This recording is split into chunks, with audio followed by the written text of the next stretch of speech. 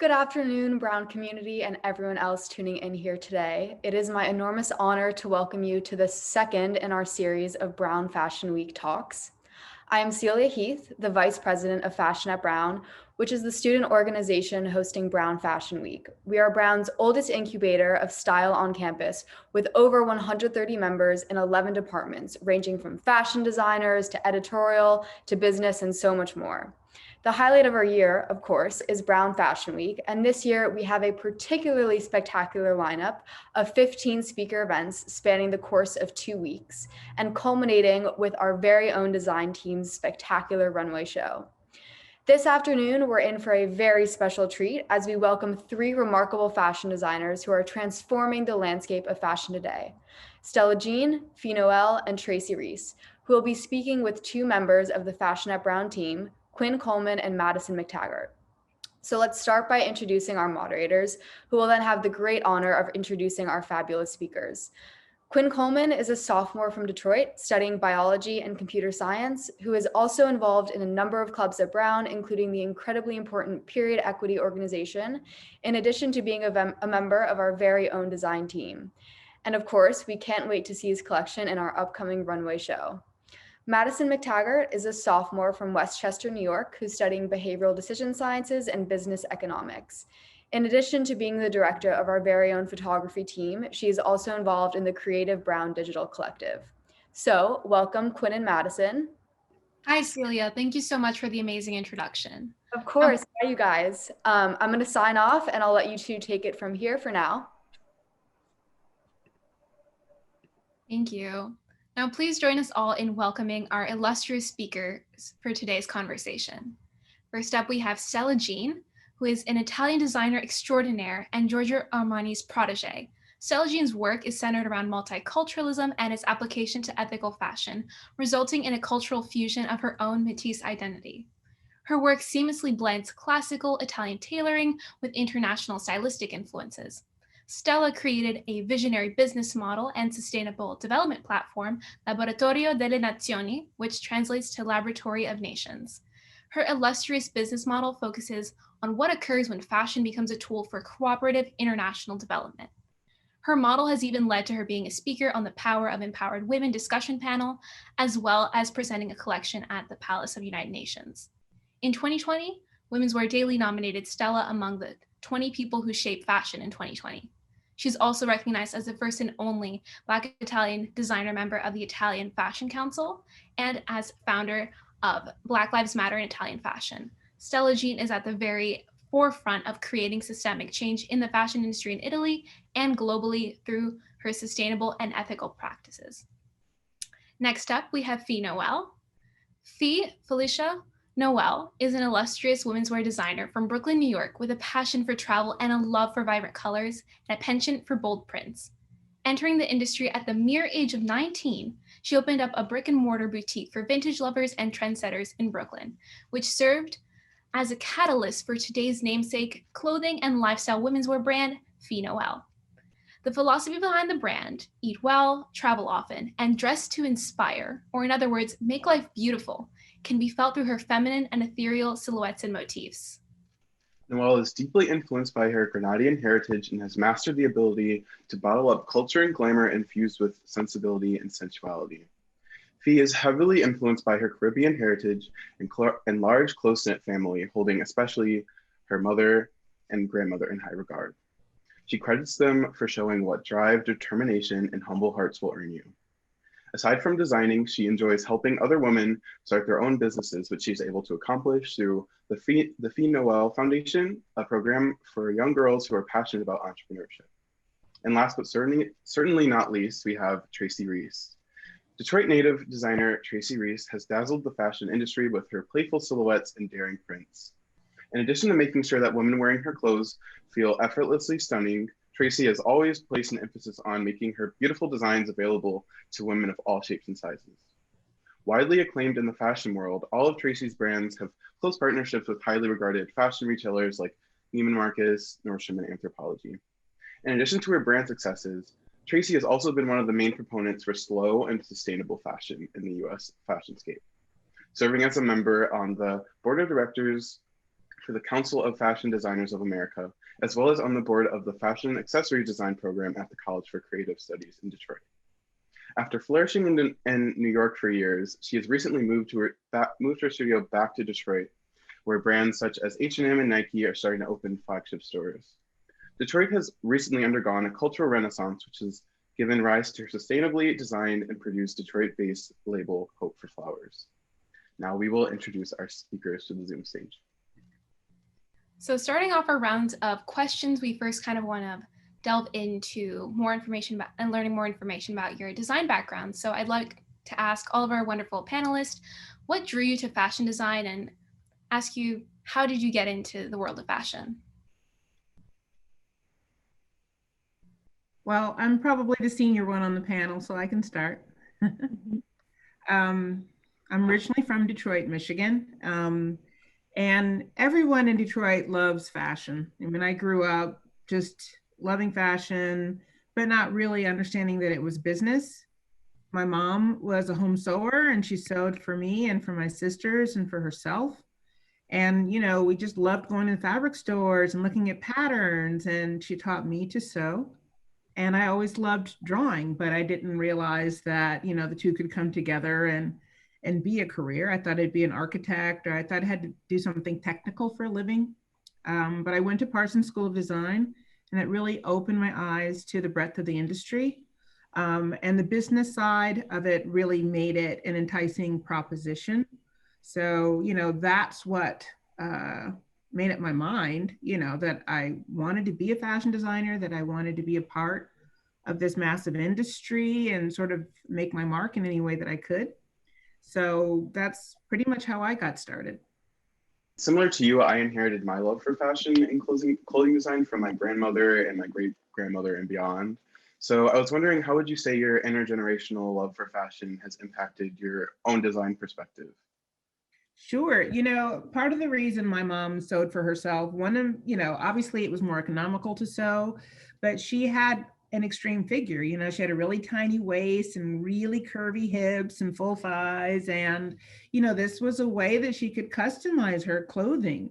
And I think that, you know, I really took from that everybody deserves to look beautiful, that, you know, we're all different and unique, and that I could, you know, somehow play a role in, you know, manifesting clothing that worked for a lot of different women's body types. And when I started my first business, you know, it was very challenging for me, and I was super young and I wasn't very confident. And I was going to a support group through my church called Successful Business Support Group. And everyone would go around and talk about what they were doing. And, you know, when it was my turn, I was sort of embarrassed to say that I was a clothing designer, because everybody was doing really intense work, you know, whether it was social work or, you know, someone was a nurse or in healthcare, whatever. And I thought that being a fashion designer just didn't measure up. And the woman next to me, she turned to me and she said, "Oh, that is so wonderful. You have the power to make people feel good about themselves." And, you know, that stuck with me throughout my career. It was so much what I needed to hear at the time. And I think it gives a lot of depth and meaning to the work. It's not just my personal expression. It's, you know, what I can bring to a customer's life through my designs and the clothing that she chooses to buy from me. Thank you so much, Tracy, for your insight. I'd like to ask Stella, particularly, when you started, did you have any technical mentors, and how did they help bring your designs to life? I think that I'm fortunate to have crossed paths with visionaries such as the late editor-in-chief of Vogue Italia, Franca Sozzani, and Giorgio Armani. And I owe a large part of my career to Franca Sozzani. She trusted my vision and decided to believe in my project as well as my missions, which are examples of existing, tangible, and ethical work that is obviously still not remunerative at the moment, but hopefully it will be one day, slowly but surely. Also, she made the decision to give me a fundamental contribution, a non-reimbursable trust. And I can say that Vogue family, British Vogue, Vogue US, have remained by my side with a complete absence of fear and with a great support that extends beyond any and all hypocrisy. They are baking us stretched beyond any sort of convenience, and they are keeping the promises put forth by the Condé Nast corporate office.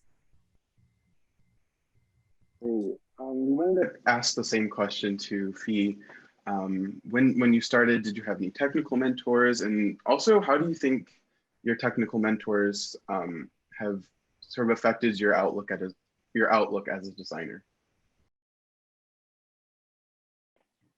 So when I started, I came in the industry in a bit of, I always knew I would be in the creative industry. I always knew I would be in fashion. I didn't at the time know that I would be a fashion designer. And it took me a really, really long time to feel comfortable calling myself a fashion designer. I went to school for finance and I just worked closely. I remember when I was opening my business at the time, I met this woman on the internet from Shanghai, and she wanted to move to America. And she went to fashion school in Shanghai. And that was really where I first started to learn through trial and error, working closely with her. So I would design and she would make the patterns. And my entire process of even just joining the fashion world was really through trial and error. I didn't exactly have a mentor, but I did hire people that went to fashion school, and I learned that way. From watching them and learning with them and creating with them.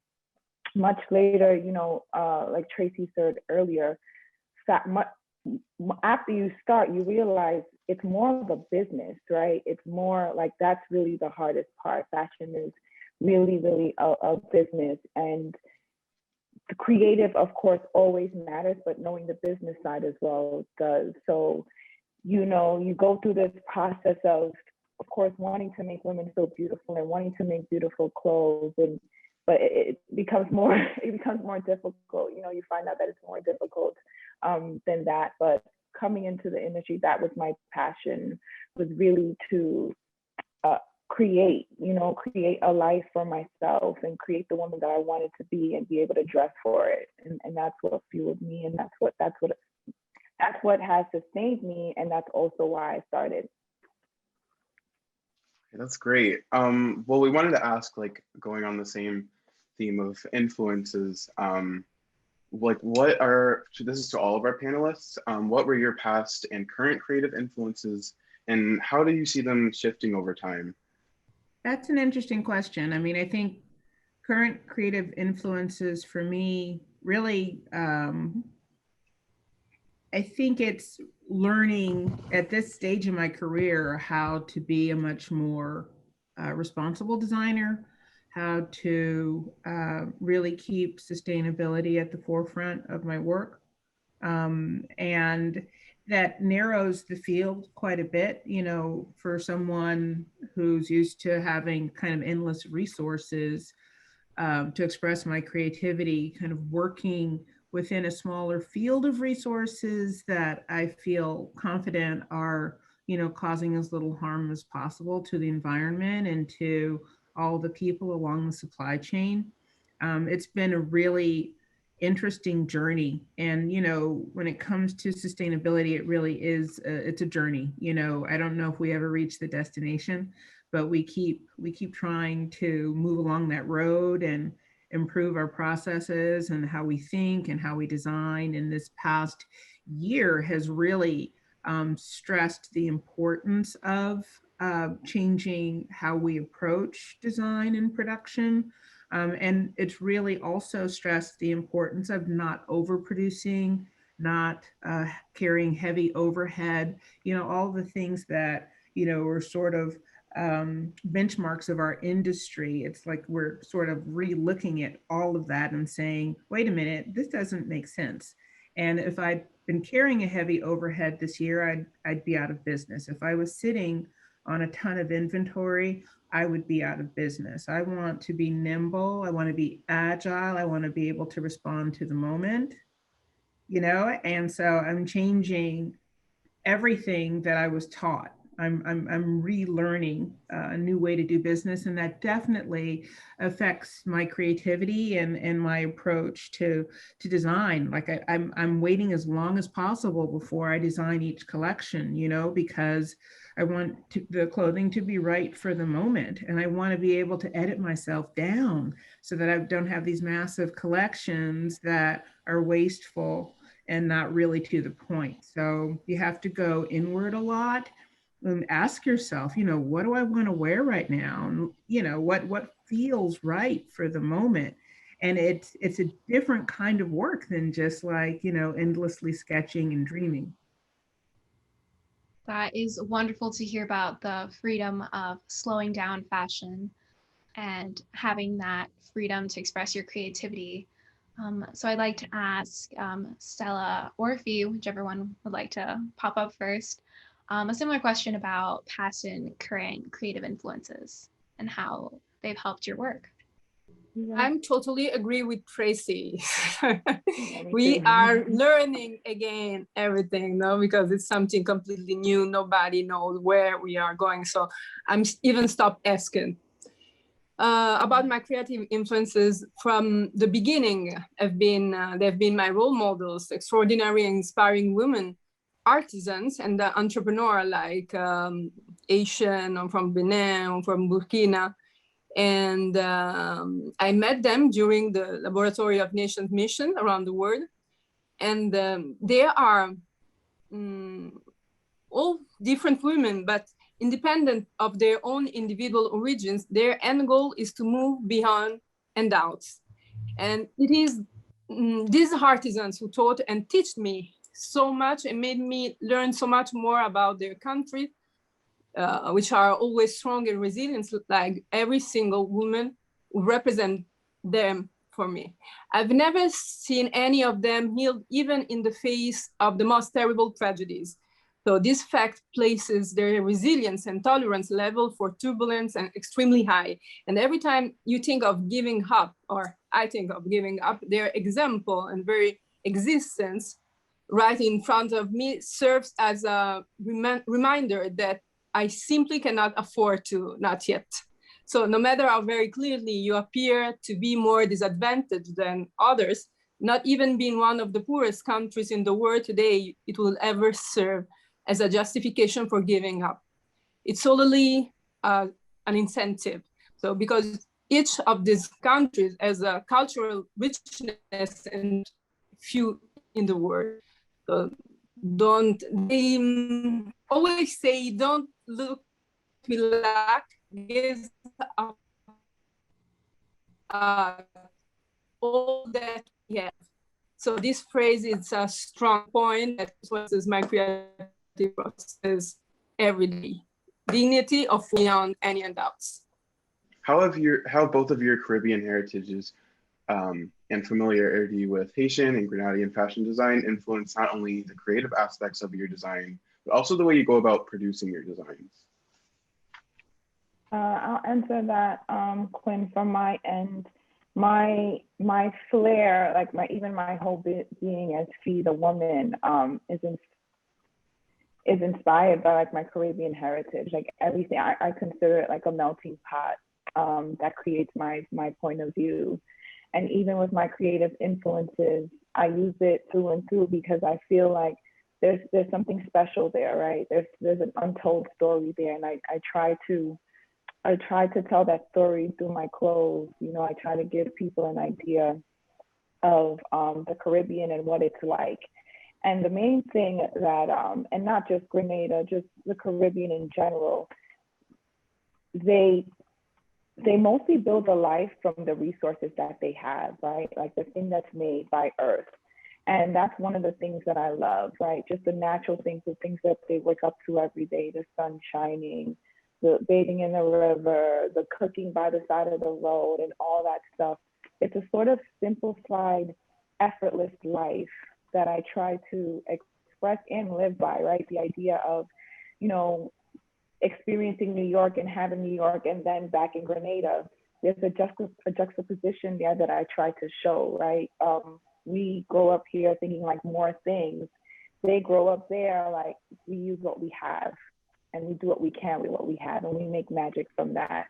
So everything, you know, my design philosophy, my life, everything is inspired by my Caribbean heritage. And I try to do a sort of teaching to the women that buy my clothes, to explain that to them so they understand, you know, you're really the prize. The clothing is just an accessory. It's a way to express yourself. So I want people to see it as a form of expression, right?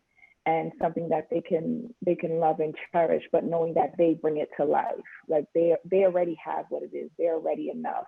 This is just a tool, sort of. So that's what I try to do. That's what I try to live by. That's how I try to make people understand the Caribbean heritage and what it's like. If they've never been, or if they haven't had any interaction with it in that way. Haiti is not just about, it doesn't just influence my creativity. It's such a powerful country. And it could be considered as a state of mind.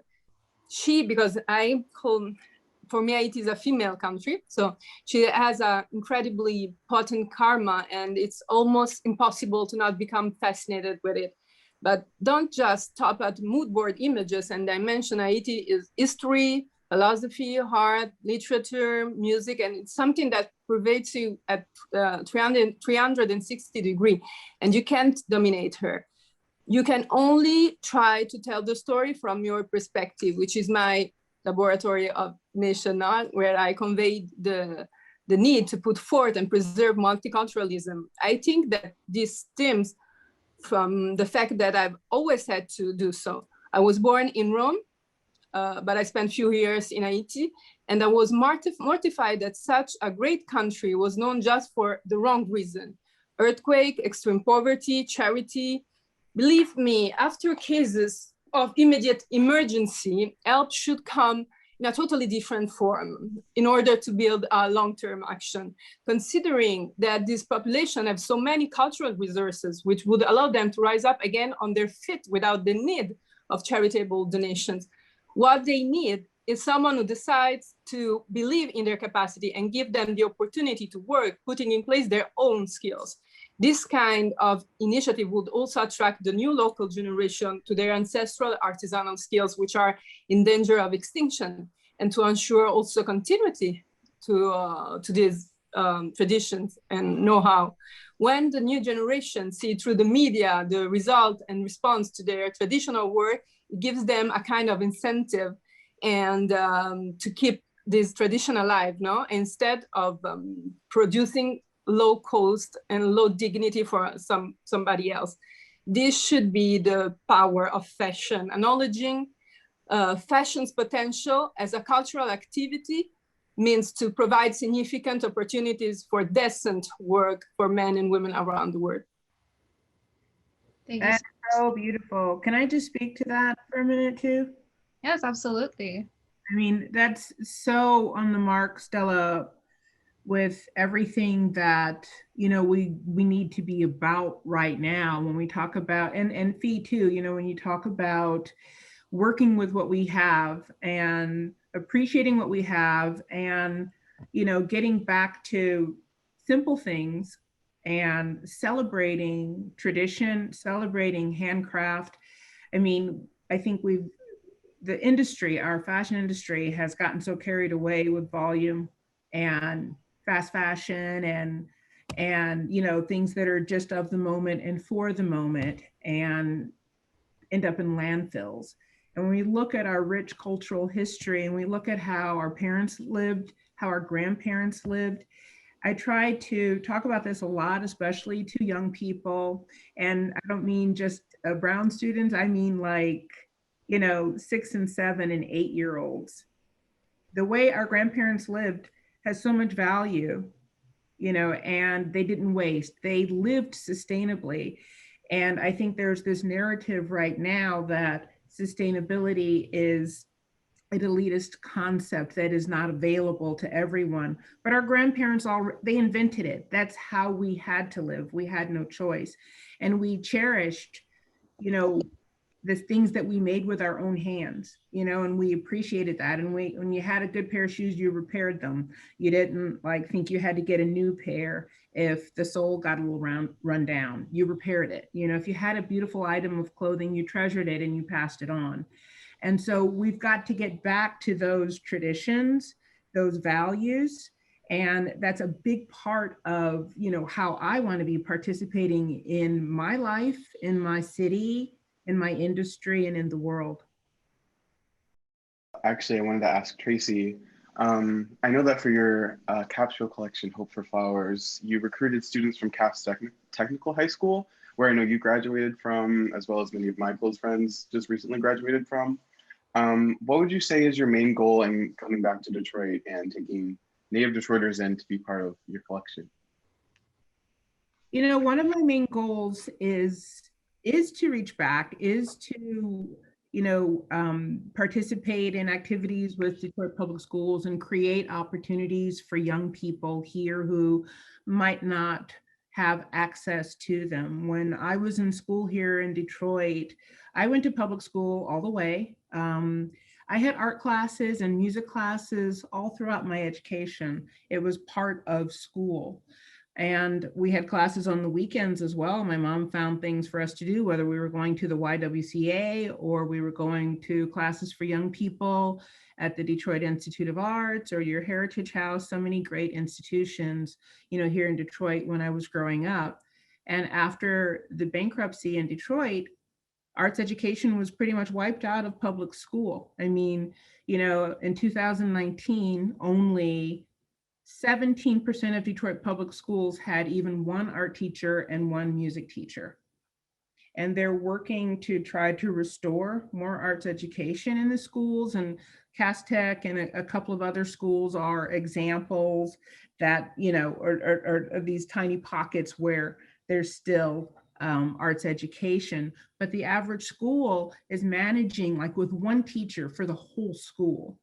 And to me, that's heart-wrenching, you know, that young people don't have this outlet, that they can't envision a more beautiful world because they're not being given the example and they're not given the tools and the time to find their own creativity. And we have to change that narrative. We're also looking at almost 2 generations of Detroiters who haven't had this outlet, who haven't had these cultural opportunities. So even young parents, if they didn't have the art classes and the music classes in school, then they can't even find ways and outlets for their children to take advantage of any of this because they don't even know what they missed. You know, so part of Hope for Flowers' mission is to offer free arts education on Saturdays to young people. And once, you know, we're out of lockdown and quarantine and X, Y, and Z, we will launch our programming. But it's not just for children, it's also for adults. I mean, you know, we all need to be able to express ourselves and to create. And I think we can build stronger communities when we come together, we get to know each other, we create something beautiful for ourselves or together, and we talk, you know, and we have to strengthen our communities, you know, we have to start caring about our neighbor down the street, you know, and, you know, that's really what I want to be a part of here in Detroit. And I also want to show that we can create anywhere, we can be creative anywhere, we can have a successful fashion business that has a social enterprise that's based in Detroit. I don't have to be in New York to do this. I can access New York whenever I want to. And I have plenty of friends that are working there, and there are facets of my business that are operated there. But I want to prove that talented Detroiters can be a part of a world-class fashion business right here. Tracy, I personally would like to have you as a neighbor.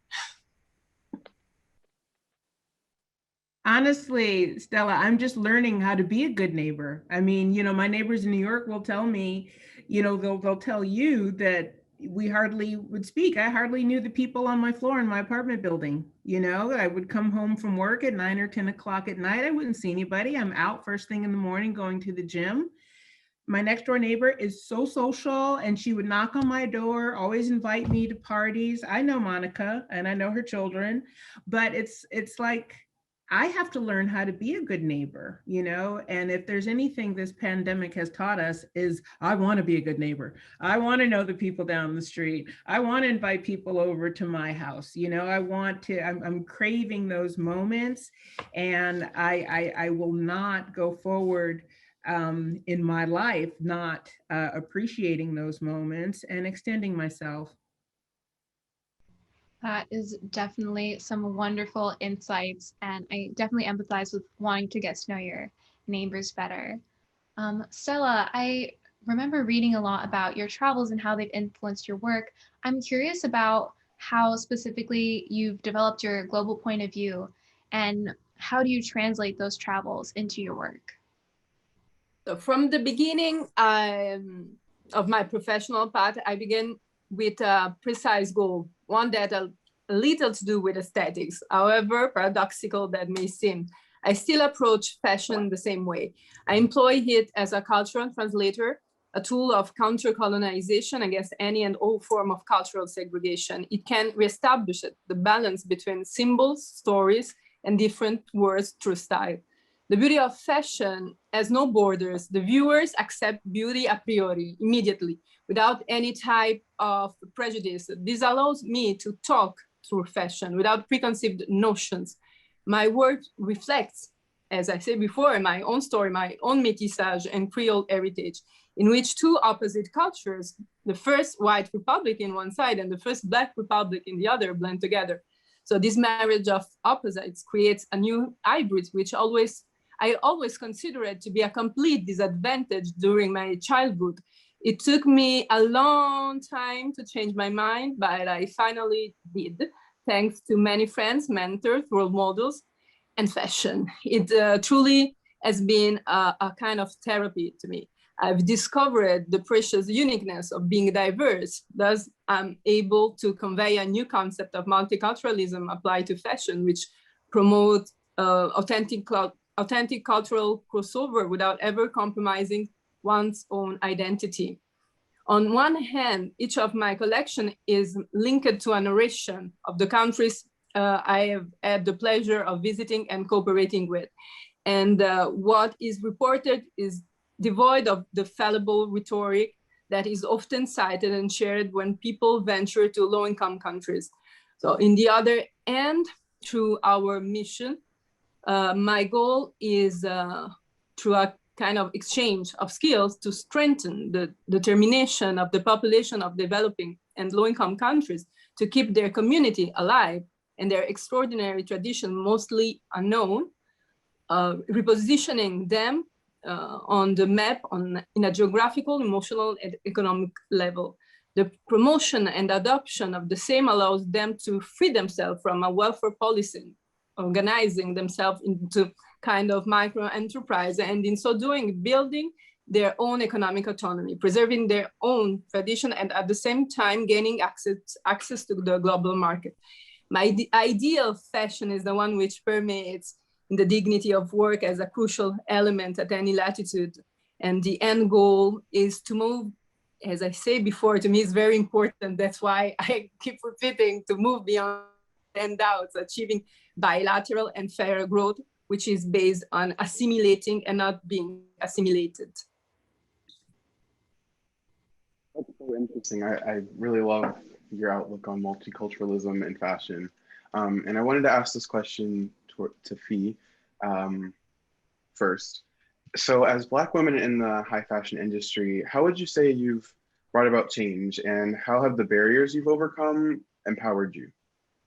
That's a very interesting question. You know, just even sitting here listening to Stella and Tracy talk, you know, I wish we had, or even throughout my career, had access to hearing these stories and hearing their mindsets.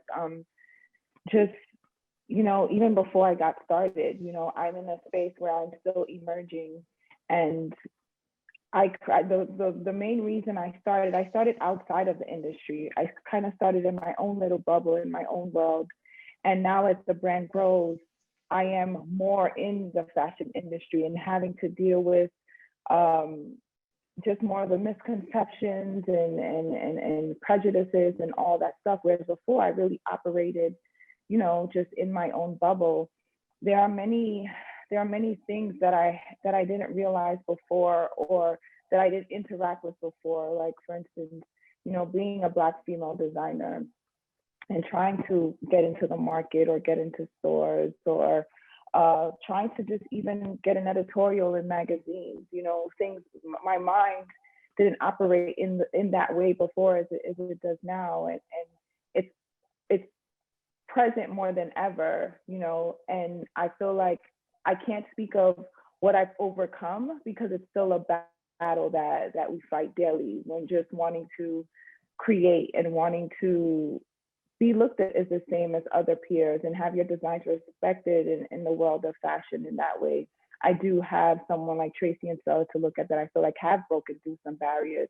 Whereas I feel for me, some of the things like resources, not having enough financial resources, like I speak about starting with what you have, with where you are, and that's what I did, and I created something, so I have overcome that, and being able to continuously do that and bootstrap, regardless of the barrier, like any barriers that you may have along the way and in the process. So I feel like I'm still at a point where I'm overcoming and still trying to make sure I hold on to my unique voice, make sure I hold on to my unique stories, and not changing that for nothing, and even sticking to, these are my roots, and this is the story I want to tell, and this is what I want to introduce people to, and this is the world that I want to bring them into, and being able to do that in an ethical way, being able to grow and not conforming. So it's still, you know, it's still a battle, and I could speak to many other emerging designers out there. It is definitely an uphill battle, but there are small wins along the way when you relate, or like Stella said, create a new point of view with mixing two worlds together, and other women can relate to it, and they feel like they belong to something that you've created. So because I have gotten to this point, so I have had the ability to stay the course, and the ability to keep going, and the ability to not give up. And as long as I feel like you can do that, the battles are going to come, but the wins will also come as well. Thank you so much for that. I really love how you touch about the power of narrative and perseverance. I thought those were beautiful words. Kind of curious about Tracy and your experience being a Black woman in the high fashion industry and how that's been for you. There's pluses and minuses. There have been pluses and minuses, I'll put it that way. You know, for most of my career, I was the only person in the room, because they were only allowing one person in the room at a time, one person of color or one woman. And, you know, you feel this pressure to perform and to meet expectations, and some pressure to conform. When it comes to financing, that obviously is a challenge for almost any emerging designer, unless you're, you know, sitting on a trust fund, or, you know, your family is already in the industry. I think we all have those challenges. I was fortunate that my dad really helped launch my businesses, not once, but twice. And that also was a huge responsibility for me, because I absolutely did not want to let him down or waste his hard-earned money. But when you go to banks or you go to factors and you want to be taken seriously as a business person, you know, you have to overcome a lot of stereotypes, or a lot of BS, basically, because they're not looking at you like a white man that, you know, they understand that white man because that's who they are. So, you know, you have to overcome a lot. That's the hand that we're dealt, but I was prepared for that. you know, when I was probably 16 or 17, my dad said, you know, prepare to work twice as hard for anything that you want to achieve. And I heard that, you know, that was his life. And he didn't want us to be disappointed. He didn't want us not to go for our dreams. But the reality was, you know, that it wasn't going to be easy and that we were going to have to work harder to achieve even a fraction of the success of some of our peers. And life can be like that in general. You know, it doesn't have to be about color or sex, but it definitely is part of the struggle. In some ways, I benefited. You know, people thought it was interesting that I was a woman of color and that I was succeeding. So they wanted to feature me. They wanted to know more about me and my business. But I can't tell you how many people, you know, that we tried to recruit to work for our company that were sort of like, oh, you know, maybe that's not the right look for me. Or, you know, just, you know, so many people too. I honestly, early in my career or early in my business, a lot of people didn't know I was a Black woman. And I didn't force the issue because it's like, oh, you know, if you like the clothes, buy the clothes. It wasn't about me or what I looked like or my own personal history per se. It was really about the business and the business being successful. And so many people would finally meet me and they would say, oh, I thought, for some reason, I thought you were from LA. I always thought that was interesting. Like, what was LA, you know, code for, you know? But, you know, I'm an optimist and my cup is always full. And, you know, I've said it many times, I don't look for negatives. I'm not going to be held back by someone's impression of me. I know where I want to go. And if there's a roadblock there, I will find a way around it, you know? So I think it just strengthened my resolve, you know, made me more resilient as a person, as a woman, as a designer. And I found my way around hurdles, and I encourage everyone else to. If you waste too much time worrying about what you don't have, you will not find a way to get what you want and what you deserve. You know, so just go around it, find another way, and that other path might be so much more gratifying for you. And build your character in so many other ways, you know, so that's totally fine. It's your unique experience. Make the most of it. They've been really great, empowering responses. We'd also love to hear from Stella the same question. How it, as a Black woman in the high fashion industry, how would you say you brought about change, and how have you been empowered by the barriers you've overcome? I think that it's very clear that we are speaking about an incredible revolution, at least in the fashion field, that began during last year. And I think we can be sincere, and we all know very well that the type of discourse that's happening now would have been out of place and completely ignored, not only 5 years ago, but even 9 months ago. The truth is, it took an enormous amount of extreme, painful human sacrifice to point out the elephant in the room. We have to be very sincere about it and grateful, at least I am, for the push that the United States provided. In Italy, we took the piazzas, the squares, and we required the global society to stop and look us right in the eyes and listen to us for the very first time. I think that something really changed here. And Tracy says something that really touched me, because she's talking about being the first one, the only one. And, you know, at first, being the only one in the room can make a person feel very special. I think we have to say the truth, not to say it. But in the long run, it's clear, especially when you repeatedly see those who look like you with immense talents constantly waiting outside of the same closed door you were allowed to enter. that you are not, in fact, so special whatsoever. You just got lucky.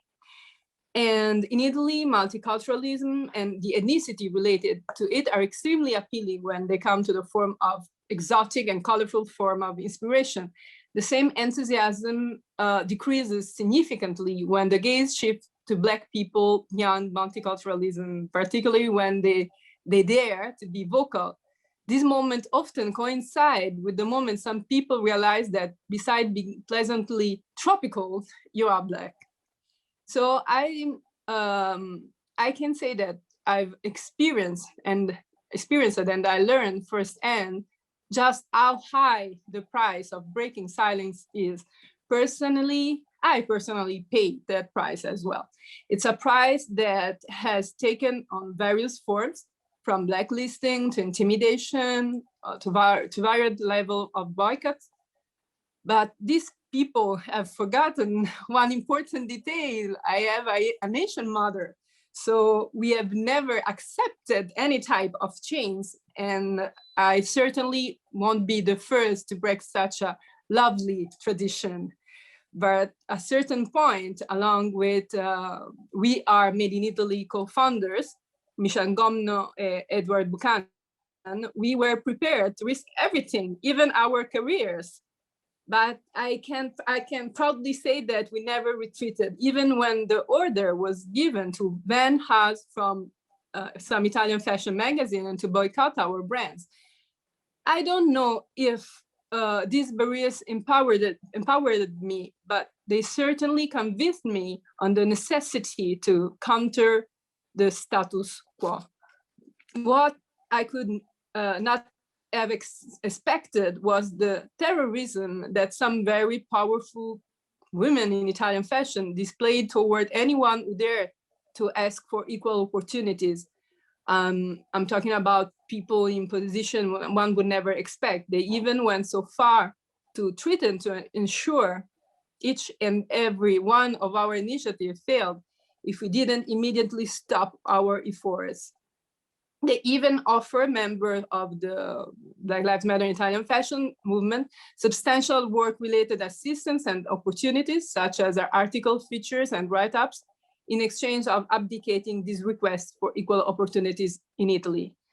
So the situation here is not easy at all, but I think that we are evolving, and anyway, we won't stop. And also thanks to the great support that US is giving us right now.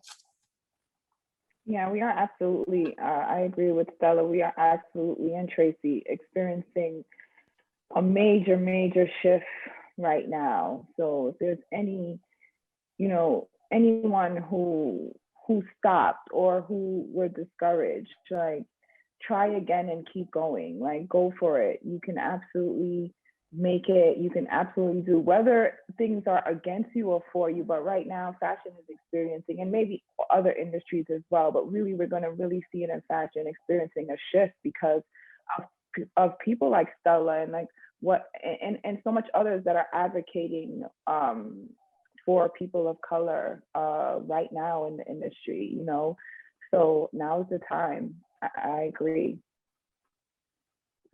And we wanted to ask to all of you, what advice would you give to Black youth who aspire to work in a creative career? Be prepared. I was listening to a talk a few days ago on Harlem's Fashion Row, and Brandis Daniel was talking to Tom Ford, and he said something that was very interesting. And he said, if there's anything else, like if you have more than one dream and there's anything else you could do or would do, do it. But if you can't stop thinking about fashion and your creativity, and that's all you think about, and it speaks to you and it drives you and it inspires you, then just be prepared to really, really work hard. There's going to be obstacles, and you are going to hear no more than you hear yes. but that doesn't change a thing. Like Tracy said earlier, you have to, people talk about all the time, you know, saying it's so hard and it's so this, and especially if you're a woman of color and a man of color, or if you're this or that. And there's always going to be, in anything that you try to do, if you think with the mindset of all the things that work against you, you'll never get started. So start with what you do have. And if that's just a passion, start there. And life will unfold for you. You'll see the moment will come. I'm sure Stella has been having this feeling for a long time, and Tracy, about being the only people in the room. But the moment has come where you no longer have to be, and you can speak up about it, right? So there's bad and good, you know, one cannot exist without the other. So I would say, pull your socks up, you know, go for it. Do what you have to do. And it's going to be very, very hard. It is not going to be easy, but you can absolutely, anything that's done consistently, you will see results from. And I'm a living testimony of that, no matter what anyone says, you know. So that's my advice to you and to myself, right? Because you have to remind yourself every day to keep going and to keep fighting and to stay encouraged and stay motivated. And I would say, you know, give yourself time to learn your craft. I think that that's so important in our industry and probably in every industry. I think, you know, we have these ideas, we have visions, we want to get started right away, we want to express ourselves. But if you haven't given yourself time to learn your craft, then you're shortchanging yourself. You know, I always say to young people, make sure that you intern in a few different types of companies so that you can understand what feels right for you. Maybe you're a small company person. Maybe you want to have your, you know, to be able to experience all sides of the business, and, you know, a smaller company allows you to do that. Or maybe you're a huge brand person and you want to have a singular focus, and, you know, that's more, you know, where you want to end up, or what you want to create or be a part of. But if you don't get some experience of the industry, then it's really difficult to know what you might build for yourself. And, you know, that's learning different types of businesses, but then there's your craft itself. It's like, you know, learn how to sketch, learn how to drape, learn how to make a pattern, learn how to craft clothing, you know, or shoes, or whatever it is that is your passion. Become good at it. And that might mean working for someone else for a space of time, or working for multiple brands, but find ways to gain experience in whatever it is that you love before you are, you know, running through hard-earned money trying to get in the mix. You know, it's like, hey, get a salary someplace if you can. Definitely get some experience in some other houses before you launch your own, and embrace the business side. I think that, you know, it's super important to understand the business, and to not just understand it, but to be a part of it, to be able to, you know, make financial decisions, to be able to make distribution decisions, to understand who is your ultimate customer, who gets what you do, and who will actually pay for it. You know, because this is the tipping point. You know, who's going to pay for it? It, you know, there's thousands of people who will wear it for free and who will let you dress them in X, Y, and Z, but who's going to buy it at full price? Who is your customer? What can they afford? What do they love about what you do? How do you give them more of that at a price that they're willing to pay? You know, so it takes time to figure all these things out. It takes time to find your own voice. You know, look how strong 𝐀𝐿's voice is. Look how strong Stella's voice is. These are voices that have been years and years in the making. You know, we don't just fall out of bed with all of that, you know. So give yourself time to figure out who you are, what your voice is, what you can contribute that's uniquely you, and and embrace the business side? Personally, I would like to argue all, because it's I'm so grateful now to have the possibilities to hear your voices, to hear your suggestion. And personally, I would suggest, don't take anything or anyone for granted. And even these words are so important. I would have the chance when I was 20 or 19 and 18 to hear these words. No, they are sincere, they are true. And this is really important. This is something really important that we have now that didn't exist before, this kind of net, international net, no?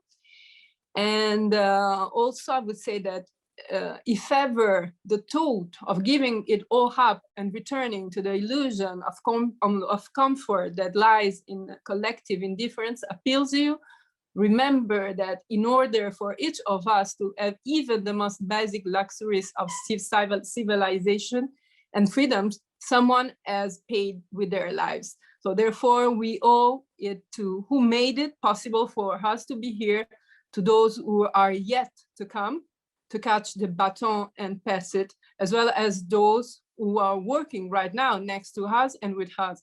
Fashion is a tool of transmitting information. So let's not forget the power that it holds, power that reaches far beyond its aesthetics.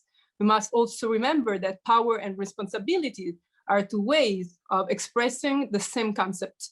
So it's now time for us to make our very best effort to transform what has been wielded as a supremacist tool of propaganda for far too long into one of education and counter-colonization.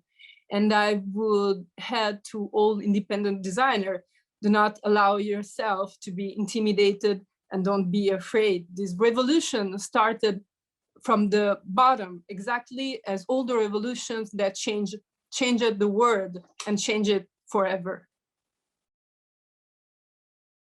Thank you so much. That was so much advice that is definitely going to be helpful for our Brown community and any of our listeners right now. I personally want to thank you all, Tracy, Stella, 𝐀𝐿.